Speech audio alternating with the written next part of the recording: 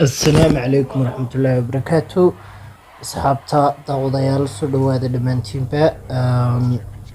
maanta filimka aan falanqeyn doono insha Allah wuxuu noqon doonaa Liger.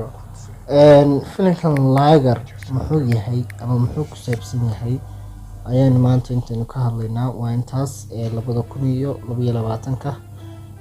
filimkan Liger waa saad u jeedaan waa filim sportiya boxerka blind footballka waxyaabahaas oo dhan ayaa lagu isku dhahaa football.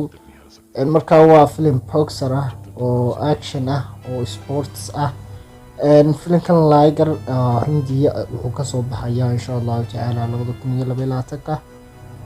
bil lama sheegin laakiin sanadkan kulli wuu soo baxayaa ilaa April ayuu soo baxayaa bisha afraad. كلي ديد لما سو شيغين لكن بشا أبريل أي كله ده وقت ده أي تسمو هندية وكسب بحيو إن كستو كورونا فيروس كيف فيلمو بدن تيجو دقي. فيلم كان دا وده لايكر واحد جاي أكتر كعان كيا تقانين بيجي دي كوخراندا. إن وحكو تيرا سيدو كلا فيلم كان كلا دهم مايك تايسون بوكسرية هنكا عالم جاه الدنيا ده مكهيستا.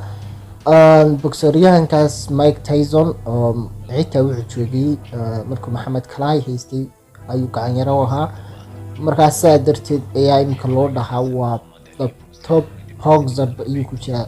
top boxer maaha waa the first one way waa ka ugu koobaad Mike Tyson sidoo kale waxa ku jira Markan Department kaas oo Dash Bandy kolay ninkaas ayaa filimada badanaa imka filimada dambe ku jira. waxaa ku jirta islaanta la dhaho Ramya Krishnan.